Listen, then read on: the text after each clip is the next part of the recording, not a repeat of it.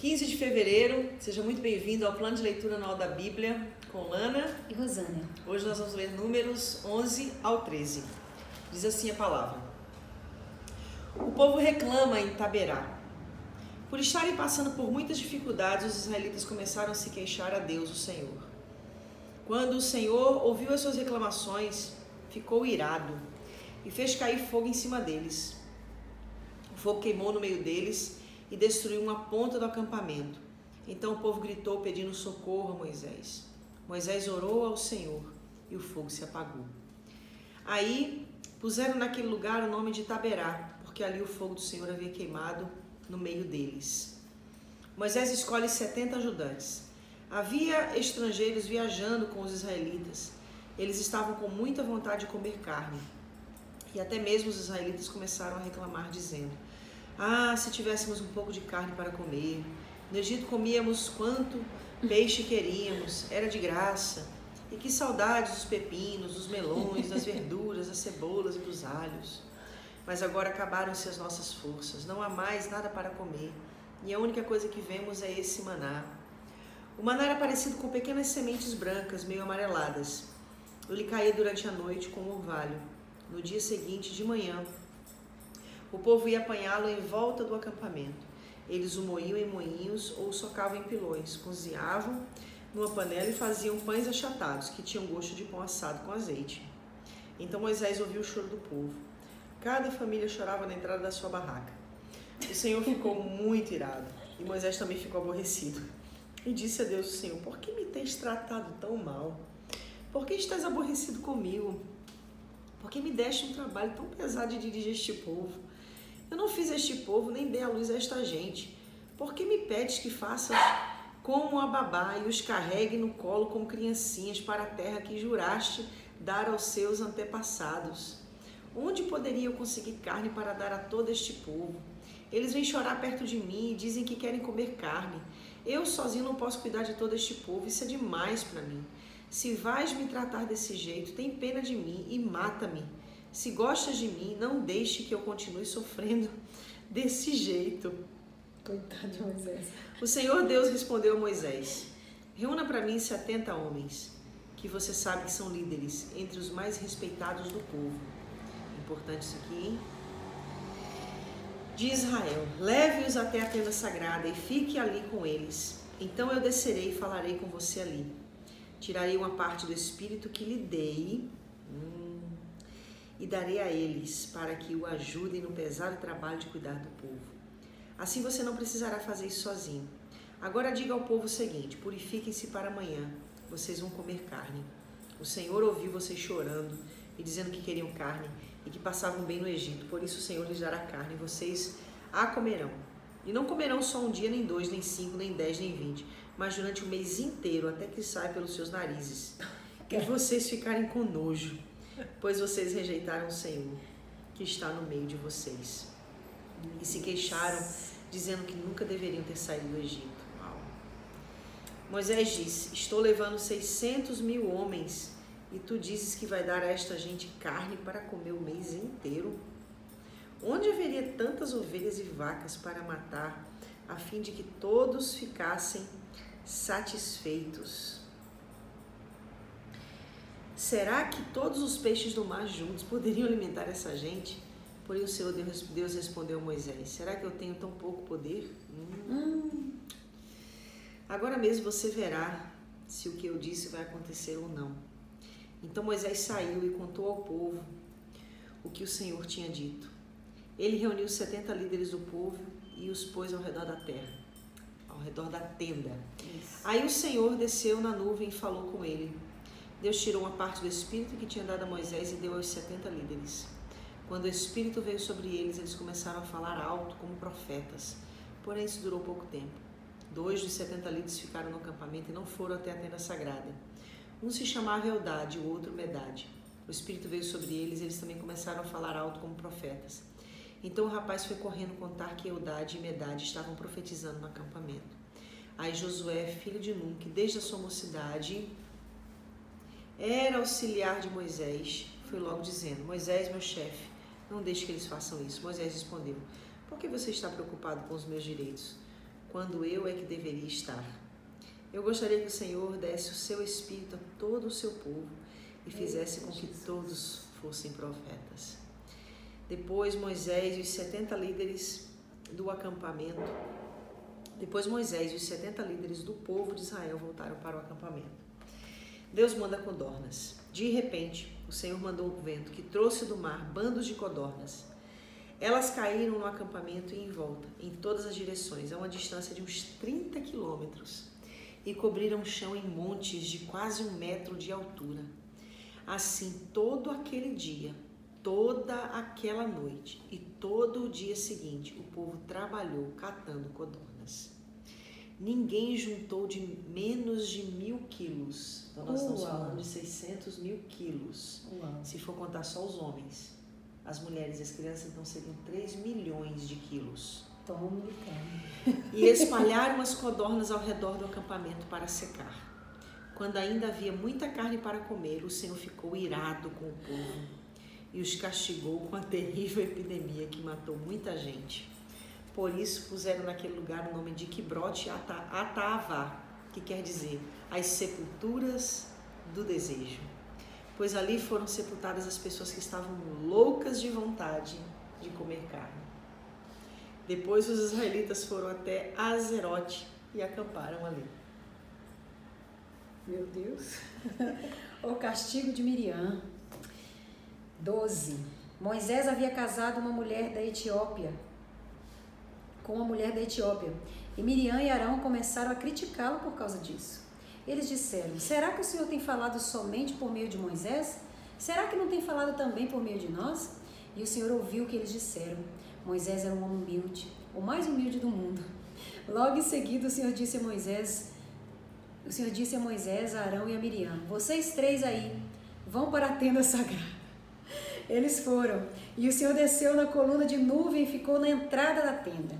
Depois chamou Arão e Miriam, e quando eles chegaram, Deus disse: agora escutem o que eu vou dizer. Quando há profetas entre vocês, eu apareço a eles em visões e falo com eles em sonhos. Com o meu servo Moisés é diferente, pois eu o coloquei como responsável por todo o meu povo, pois eu falo com ele face a face, claramente, e não por meio de comparações. Ele até já viu a minha forma.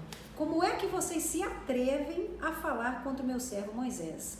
E aí o Senhor Deus foi embora, muito irado com eles. Assim que Deus saiu, a nuvem que estava sobre a tenda desapareceu. No mesmo instante, Miriam foi atacada por uma terrível doença de pele, que ficou branca como a neve. Arão olhou para Miriam e viu que, de fato, ela estava atacada por aquela doença. Aí Arão disse a Moisés: por favor, chefe, eu lhe peço que não nos faça sofrer o castigo por causa desse pecado que cometemos no momento de loucura. Não deixe que Miriam seja como um aborto que nasce com metade do corpo destruído. Então Moisés orou assim a Deus, o Senhor: ó Deus, eu te peço que a cures. E o Senhor respondeu a Moisés: se o pai de Miriam tivesse cuspido no rosto dela, ela teria ficado humilhada durante 7 dias. Então que ela seja expulsa do acampamento e fique lá fora 7 dias. Depois será trazida de volta. Assim, Miriam ficou 7 dias fora do acampamento, e o povo não partiu dali enquanto ela não foi trazida de novo para o acampamento. Depois disso, o povo saiu de Azerote, o acampamento no deserto de Parã. E acampou no deserto de Parã. É porque eu tô assim tão... e acampou no deserto de Parã. No deserto de Parã. Capítulo 13. Os espiões. O Senhor Deus disse a Moisés: mande alguns homens para espionar a terra de Canaã, a terra que eu vou dar aos israelitas. Em cada tribo escolha um homem que seja líder. No deserto de Parã, Moisés enviou os espiões de acordo com as ordens de Deus, o Senhor. Todos eram chefes de tribos do povo de Israel. São estes os seus nomes: Ruben, Samua, filho de Zacur, Simeão, Safate, filho de Ori, Judá, Calebe, filho de Jefoné, Isacar, Igal, filho de José, Efraim, Oséias, filho de Nun, Benjamim, Paute, filho de Rafu, Zebulon, Gadiel, filho de Sode, Manassés, Gade, filho de Suzi, Dan, Amiel, filho de Gemali, Asser, Setur, filho de Micael, Naphtali, Nabe, filho de Vófice, Gade, Jeuel, filho de Maqui. São esses os nomes dos homens que Moisés mandou espionar a terra. Ele mudou o nome de Oséias, filho de Num, para Josué.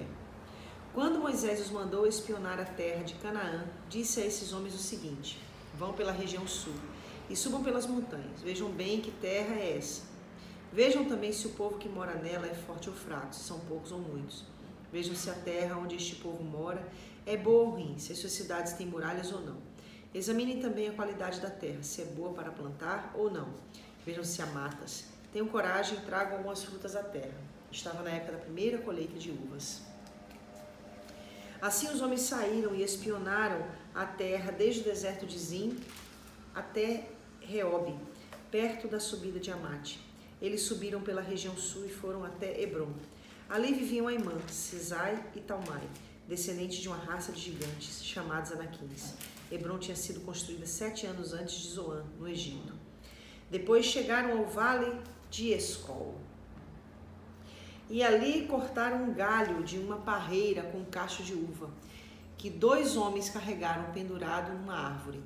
Eles pegaram também romãs e figos. Chamaram aquele lugar de Vale de Escol, por causa do cacho de uvas que eles haviam cortado ali. Depois de espionarem a terra 40 dias, eles voltaram a Cádiz, no deserto de Parã, onde estavam Moisés, Arão e todo o povo de Israel. E contaram a eles e a todo o povo que tinham visto e mostravam as frutas que haviam trazido da terra. Eles disseram a Moisés: nós fomos até a terra aonde você nos enviou. De fato, ela é boa e rica, como se pode ver por estas frutas. Mas os que moram lá são fortes e as cidades são muito grandes e têm muralhas. Além disso, vimos ali os descendentes dos gigantes. Os amalequitas moram na região sul da terra. Os heteus, os jebuseus, os amorreus moram nas montanhas. Os cananeus vivem perto do mar Mediterrâneo, na beira do rio Jordão. Aí o povo começou a reclamar contra Moisés, mas Calebe os fez calar e disse: vamos atacar agora e conquistar a terra deles. Nós somos fortes e vamos conseguir isso. Porém, os outros que tinham ido com eles disseram: não podemos atacar aquela gente, pois é mais forte do que nós. Assim, espalharam notícias falsas entre os israelitas a respeito da terra que haviam espionado. Eles disseram: aquela terra não produz o suficiente nem para alimentar os seus moradores, e os homens que vimos lá são muito altos. Também vimos ali gigantes, os descendentes de Anak. Perto deles, nós nos sentimos tão pequenos como gafanhotos, e para eles também parecíamos gafanhotos. Antes de você falar qualquer coisa, eu quero dizer uma coisa aqui, antes que eu esqueça. A covardia cegou aquele povo, né, de ver a terra. Porque, Sim. né, Calebe os fez calar, né, fez com que eles calassem. Porque ele cria, porque ele tinha a ousadia de Deus, né? Mas a covardia fez com que aquele povo atrapalhasse aquele momento, né, da conquista de Israel. Mas vamos lá para... mas é importante você falar sobre isso, porque é a realidade. Eu até notei que covardia cega as pessoas nos chamados. O medo. O medo. Quando Deus A fala falta de aqui, fé, a falta de... no capítulo 3, versículo 1, o Senhor Deus disse a Moisés: mande alguns homens para espionar a terra. Não era para eles irem e ficarem amedrontados. Era para conhecer a terra, né? A gente viu quando Josué fala com o povo, no capítulo 2, versículo 1, do acampamento do Vale das Acácias, Josué mandou secretamente 2 espiões com a seguinte ordem: examinem bem a terra, ou seja, espiem a terra. Então, a mesma coisa que Deus havia falado para Moisés fazer, Josué falou para o povo fazer. Só que aqui em Josué, o povo já estava esperto, porque nessa primeira ocasião, o que aconteceu? Eles se acovardaram, voltaram para o deserto e perderam a bênção da promessa. Isso. E morreram no deserto. Então, a geração que chegou ali no Vale das Acácias, de frente para a Terra Prometida, havia aprendido. E o que acontece naquele momento? O que acontece é, eles vão, avaliam e voltam dispostos a conquistar a terra. A geração que Moisés mandou foram, espiaram a terra, mas se acovardaram, temeram. Sim. Não entenderam que a proposta de Deus menos Calebe era que eles fossem lá para ver que tudo que Deus havia prometido era verdadeiro. Só que uma coisa que a gente precisa entender é que o que Deus nos promete é verdade, mas não significa que nós vamos conseguir com E facilidade. de mão beijada, sempre tem um processo. Então, havia os cananeus, né? havia os gigantes e havia as fortalezas. Exatamente. Então, quer dizer, é seu, mas conquiste. Mas conquiste, se esforce. Se esforce, faça valer. O que Jesus diz? Desde os tempos de João Batista, o reino dos céus é tomado por força. Algumas traduções dizem, é tomado de forma violenta. Então existe uma promessa, mas você vai ter que agir com violência contra tudo aquilo que se levanta contra a promessa. Que violência é essa? Se o teu olho te escandalizar, arranca. Porque é melhor você entrar na vida caolho do que entrar no inferno com os dois olhos.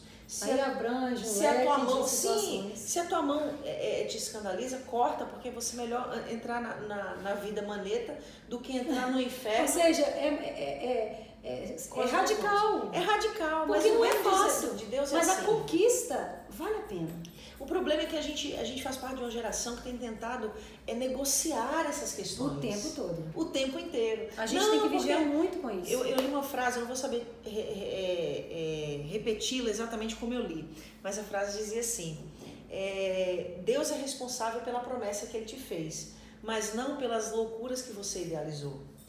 A promessa que Ele fez, Ele vai cumprir. Sim, mas às vezes as pessoas usam as promessas e agem loucamente, como se Deus fosse obrigado a cumprir as promessas incondicionalmente.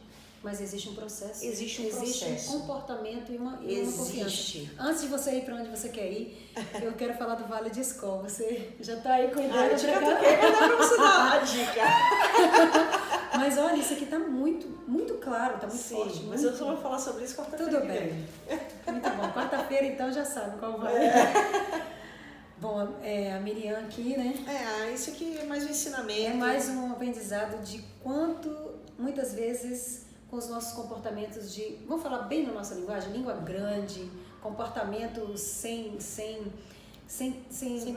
temor, com teor descompensado, às vezes contra as pessoas e vão mais longe, às vezes contra a gente mesmo, contra onde você vive, contra a sua casa, contra o que você é, atrasa mesmo, tem um tratamento. E o problema é que não só atrasa a gente, não só atrasa você, atrasa todo mundo que está com você, ou seja, a obra que Deus tem na sua vida, através da sua vida, talvez, que teria que se realizar, vamos esperar fora do acampamento, até você ou a pessoa em si se curar para seguir em frente. Foi o que aconteceu com Miriam. Aí eu vou pontuar isso aí que você acabou de falar com uma questão muito importante. Miriam fica leprosa, que a ira de Deus se manifesta sobre a vida dela. Então, é sempre Deus quem justifica os seus, tá? Não quero entrar nessa questão porque pode parecer alguma coisa vamos para a palavra. Tendenciosa, mas vamos para a questão da palavra no seguinte que ela fica 7 dias fora do acampamento e o povo tem que esperar 7 dias para poder continuar seguindo viagem. Aí eu imagino, por causa de pessoas assim, o quanto que a obra de Deus não é atrasada. Nossa. Mas eu quero entrar no ponto principal, que é Deus tem misericórdia. O coração do líder. O coração de Moisés, humildade. Intercedeu por ela. Intercedeu e era uma pessoa Ou seja, o líder apanha, é ofendido, é agredido. Mas ele tem um alvo. Mas ele tem um objetivo. Ele sempre tem que ser aquele que intercede por essas pessoas que se levantam. E aqui Deus deixa bem claro quem era Moisés para ele. Moisés. Não toque em Moisés. Miriam tocou em Moisés. E Deus deixa uma coisa muito clara para os Moisés de Deus. Que ele acredita que a gente também vai saber ter aquela postura intercessória por estes também. Amém. Nossa, Jesus. Tremendo esse capítulo, que possamos... Amém. Eu quero colocar em prática mais e mais, em nome de Jesus. Em nome de Jesus. Que você também coloque em prática mais e mais. Então, e a gente volta em números 14. E ela já deixou a dica do próximo vale. Para a escola. Deus abençoe.